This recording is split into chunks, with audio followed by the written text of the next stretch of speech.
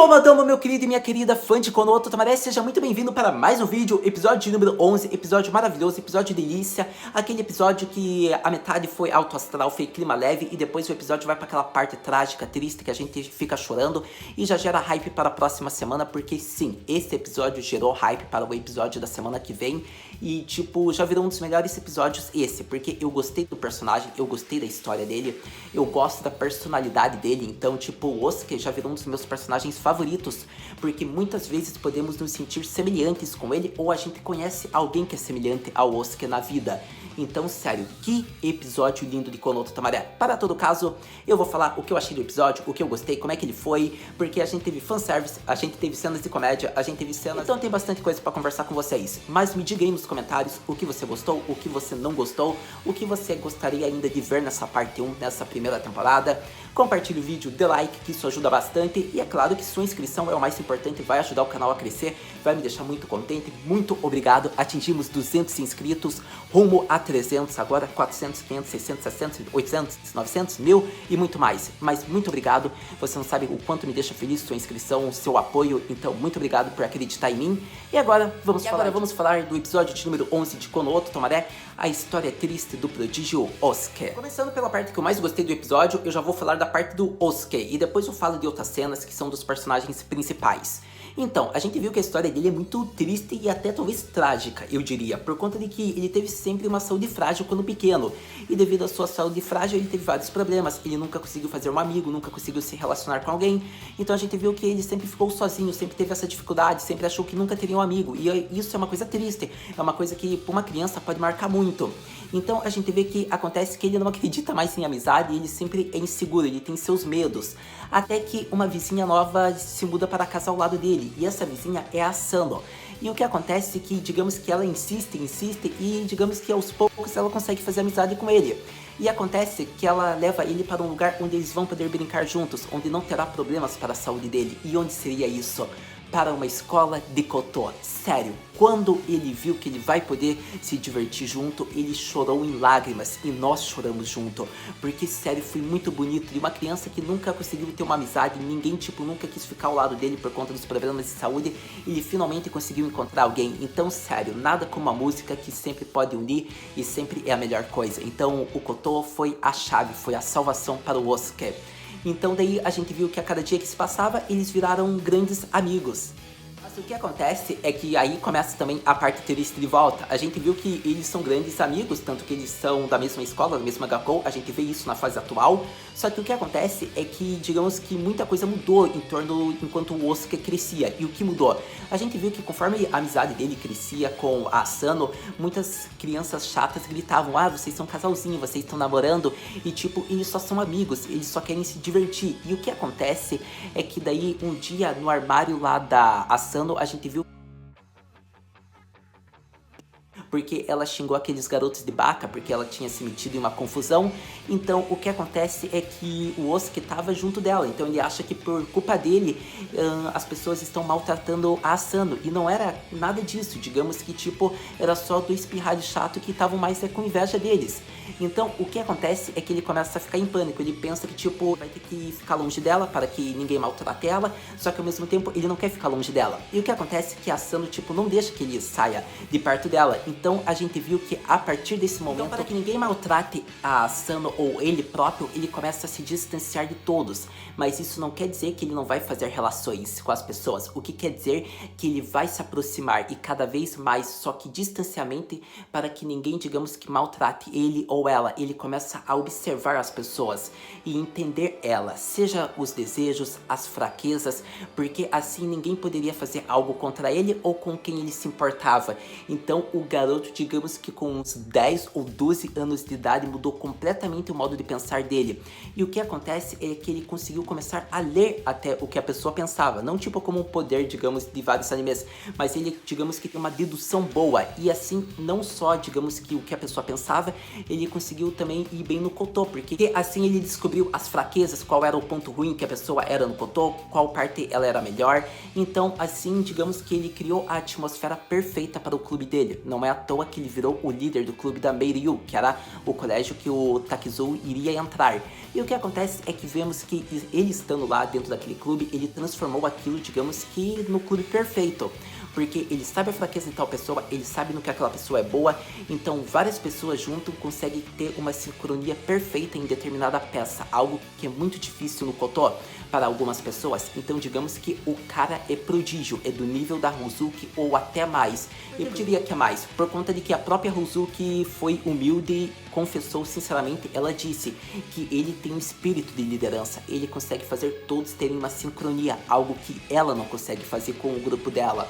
Isso foi legal porque foi devido a traumas do passado envolvendo, digamos que, envolvendo o Osuke. Então, digamos que tudo isso foi um problemático na infância dele, só que tornou ele quem ele é, e um líder perfeito. Como não se apaixonar por esse personagem? O Osuke é incrível, tipo, a declaração que ele pensou honestamente, que ele não faz isso pelo bem do clube, ele faz para o seu próprio bem, porque ele não quer mais ficar sozinho, ele tem esse medo, essa insegurança. Isso foi algo que, tipo, eu achei muito bonito, muito interessante, por conta de que ele não quer mais sentir o que ele sentiu na infância. Isso é algo que são traumas para ele, então é algo sensacional, é algo apaixonante até ver essa insegurança dele. A gente torce para que ele se desenvolva como alguns personagens já tiveram desenvolvimento em Konoha Tomaré, e digamos que ele veja que as amizades que ele tem no clube dele são reais, não são só pelo talento que ele tem e pelo controle magnífico como líder, mas sério, ele não faz isso pelo bem de todos, e sim para que ele não fique sozinho. Sério, que episódio, que declaração, que personagem. Mas, tendo falado agora do Osuke, vamos falar das outras partes do episódio. Afinal, como é que ele foi introduzido nesse episódio? Então acontece que daí vemos que foi devido ao campeonato que a escola do Chika vai participar, que eles se encontraram lá, porque a gente viu que a Meiryu vai participar, a escola lá da Fanta Hozuki também vai participar, então vemos que todos os clubes de Koto, pelo menos de elite, estão nesse campeonato. E o que é engraçado é que não era, digamos que para eles estarem, talvez devido ao nacional que eles estavam competindo. Então a gente é mostrado para nós, é revelado que eles nem pegaram o primeiro lugar, eles ficaram somente no top 4. Então mostra que ainda há duas Gakous que podem ser melhores que essas que já são no nível acima do da Hozuki, para você ter ideia. Só que isso provavelmente daí só vai ser apresentado na próxima temporada. Não acredito que vão introduzir personagens novos no último episódio da primeira temporada. Para todo caso, já foi legal essa revelação. O próprio Osuke ficou meio que, digamos que bravo, frustrado pela perda, mas pegaram o quarto lugar como foi mostrado, e eles quiseram participar daí desse campeonato. Vemos pelo menos que daí eles se apresentaram, foi uma apresentação digna de ser chamado daquela escola de elite, perfeita, sincronia, como é a do Osuke. Então daí o episódio acaba nessa parte, só que tem outras cenas que eu ainda vou falar que foram cenas que me chamaram a atenção e que eu gostei. Vamos começar então por cenas que eu achei mais divertidas e interessantes da obra. A primeira cena desse episódio que eu gostei foi a parte lá que o Chika e que o Kurata eles conseguiram sincronizar a parte do dueto da peça do Koto. Eu acho que foi muito importante isso, eles não estavam conseguindo por conta que um sempre esperava o outro tocar, então isso é meio que uma desincronização, então eles nunca iriam conseguir se eles esperassem o outro tocar. Então o que acontece é que no momento tipo que eles não esperam o outro, eles só vão tocar e eles conseguem tipo entrar em sincronia. É tipo, eles tocam o Koto sem pensar em nada, tipo, eles não esperam o outro, eles só tocam o que eles têm que tocar e acontece que daí entra a sincronia. Tipo, é uma coisa, tipo, acho que muito real, porque tipo, se você não tá conseguindo fazer uma sincronia no tempo perfeito, vai você no teu tempo e a pessoa também vai no tempo dela, quem sabe sim consegue. Foi assim que aconteceu com o Chika e com o Kurata. Só que acontece que tá numa peça meio que dinâmica, meio fixa, como a Hozuki falou. Agora eles vão ter que melhorar a canção, afinal eles têm que colocar em tal parte uma ênfase maior, tipo como ela falou, não pode ser tananana, tem que ser tipo um tarará, mais ou menos isso, tipo, é muito engraçado se eu for fazer isso, então você que viu o episódio, você entendeu o que ela quis dizer. Para todo caso, a gente viu então, tem que ter em alguns momentos da música ênfase, não pode ser uma música meio fixa, meio presa, meio seguida, tipo só tu, tem que ter tipo um tu, tá, é mais ou menos isso. O episódio mostrou. Para todo caso, daí a gente viu que essa foi uma das cenas legais que eu gostei. A gente teve várias outras cenas, mas acho que eu vou destacar a cena do Kota. Ele conseguiu melhorar aquilo que ele estava tendo dificuldade, algo legal. Afinal, mostrou que você pode ter seus problemas, você pode demorar, mas se você se esforçar diariamente, você consegue melhorar aquela parte que você não conseguia. A gente vê cenas da Hozuki. Eu acho que as cenas da Hozuki foram muito legais, por conta que a gente viu que ela ainda tá se sentindo uma péssima líder. Ela não tá se sentindo uma líder digna. E o que eu quero dizer com líder? Não presidente do clube. O que eu quero dizer é líder, tipo, dentro do palco. Afinal, ela é a prodígio dentro daquele clube de Kotou deles. Então, ela tem que, digamos que, ser a líder, comandar todos. E ela não consegue fazer com que todos entrem em sincronia como o Osuke consegue. Então ela se sentiu muito triste e inferior nisso. Foi algo bem legal que eu acho que ela vai melhorar muito no próximo episódio. Vamos para as cenas que não podem faltar, as cenas de fanservice, as cenas de chip. Começando então pela primeira parte, ou melhor dizendo, pela primeira cena de fanservice de chip, que foi a cena lá do Kurata junto da Hiro. Eu acho que foi uma cena bem simples, mas foi uma cena muito legal, por conta que a gente viu que o Kurata agradece a Hiro pela hospedagem lá na pousada que ela conseguiu.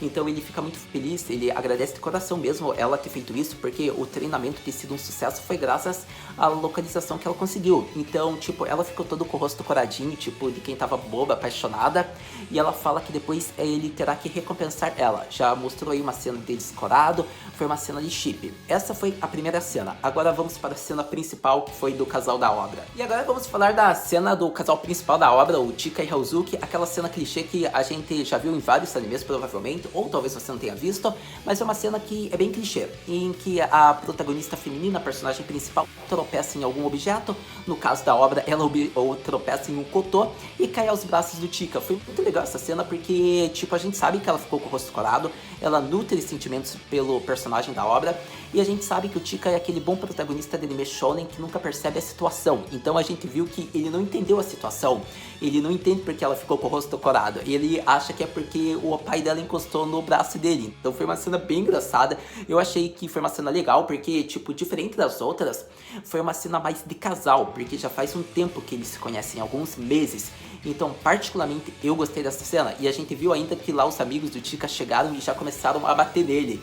Então foi uma cena simples, foi uma cena rápida, mas foi uma cena que a gente gosta porque a gente quer esse casal realizado. Também mostrou uma parte do Takinami, tipo, digamos que ele tá conseguindo se relacionar melhor com o clube. Foi uma parte legal, foi uma cena bem simples, a gente viu que ele zoou muito o Chika, porque ele no começo do episódio falou: Chika, confie nos seus amigos. E tipo, essa foi a única dica que ele deu. E daí o Chika falou: Wakata. E tipo, foi isso, o Chika pegou uma dica que era uma dica muito burra, uma dica baca. Tipo, o Kurata não tinha entendido nada, tipo, o Kurata só foi lá sem fé, incrédulo. E daí quando ele falou: o que você entendeu? Então daí, digamos que eles conseguiram graças ao conselho do Takinami. Quem diria que eles iam conseguir graças a um conselho desse tipo? Confie no seu amigo. Tipo, foi muito boa essa cena. Para todo caso, foi uma cena muito fofinha. Tipo, eu achei que nesse episódio parecia que o Chika era muito uma criança, então eu gostei bastante disso. Para todo caso, daí a gente viu que ainda teve mais partes da Hozuki, só que eu acho que a gente ainda tem que esperar um pouco do episódio para falar sobre isso, mas já dando uma adiantada, foi aquela parte que ela ainda tem dificuldades em interpretar qual deve ser o tema da música que eles devem tocar. Não só o tema, mas como que eles devem desenvolver, qual deve ser o estilo. Isso é algo que ela ainda não sabe, porque a explicação da música, digamos que ela não é rasa, mas ao mesmo tempo não contém muitas informações. Então a Hozuki pensa no que pode ser esse tema. O episódio mostrou que são, digamos, tempos que são rápidos, mas são tempos que as pessoas queriam que durassem por muito tempo, como o próprio Kota falou. Isso é a interpretação dele e a Hozuki acaba acreditando nisso. Só que a Hozuki ainda sente falta de algo, parece que ela não entendeu totalmente a interpretação dessa peça.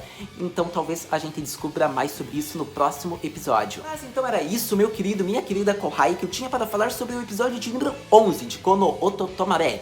Foi um episódio que ele foi emocionante, ele foi um episódio divertido, ele teve muitas cenas legais. Eu também diria a cena lá do Chika, onde era o antigo lar dele lá com o Gen, ele meio que colocando aquela pedra, tipo, falando meio que isso fosse, como eu posso dizer, sabe quando você vai, tipo, pra um acampamento ou alguma viagem, tipo, com seus companheiros e você quer trazer lembrancinhas?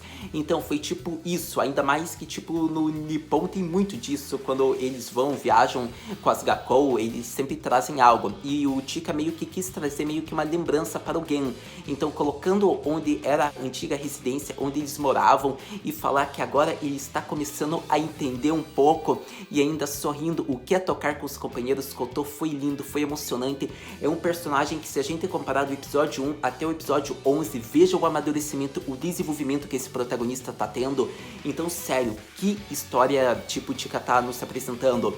Eu gostei muito dessa cena e também tivemos outra cena que foi muito engraçada. Foi aquela cena lá dos clubes de Kotô, tipo, serem 90% só de mulheres. Foi uma cena que eu ri muito, eu achei muito divertida essa cena, o susto do Tika, daí o Kiryu já chega lá falando com ele, então foi muito bom. Mas então era isso que eu mais gostei do episódio de número 11. Se a sua pergunta é, Haru-senpai, o que podemos esperar para o próximo episódio de Kono Oto Tomare?